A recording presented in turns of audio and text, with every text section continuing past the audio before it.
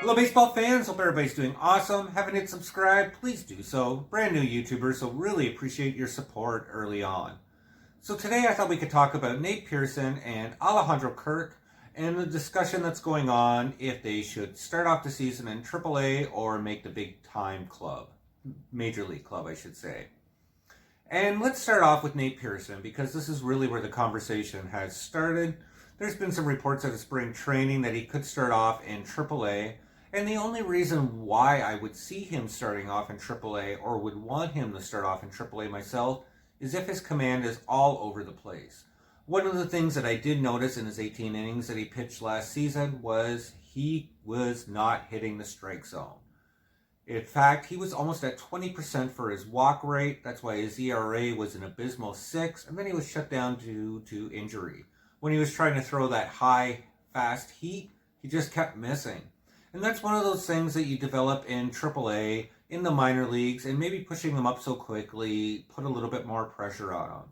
However, the pressure is on the entire Major League club for Toronto this year. They went out and they did those signings for their lineup, for their bullpen, so they're really ready to compete and go into postseason. What they need is pitching, and their pitching just stinks on the Toronto roster right now. And that's why they need Nate Pearson up in the major leagues.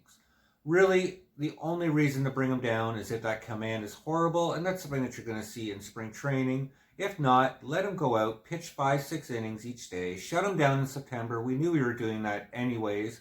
Get him up to the 150 innings this year, letting him learn how to adapt in a major league setting, and then at least in 2022, we can get him up to 200 innings and really stretched out to a full season.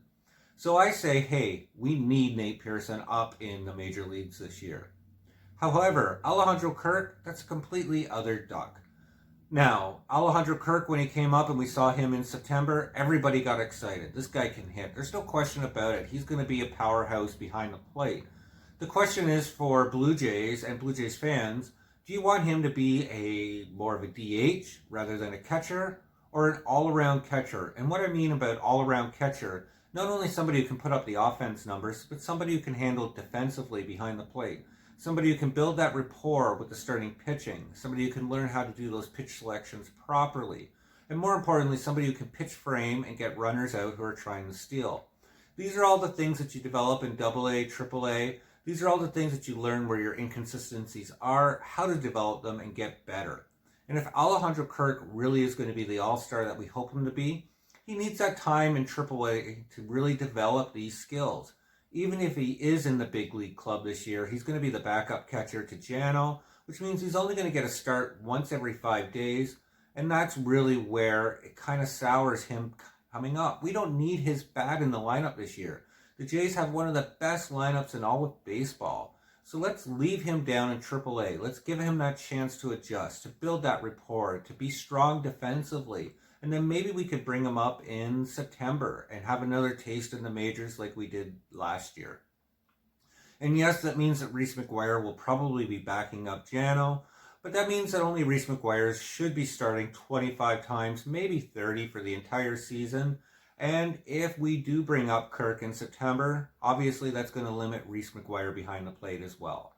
So at the end of the day, I say, hey, let Nate pitch in the majors, but let's leave Alejandro Kirk in AAA and let him build defensively so he can be an awesome catcher come 2022 or 2023 when we bring him up and he replaces Jano on a full-time basis.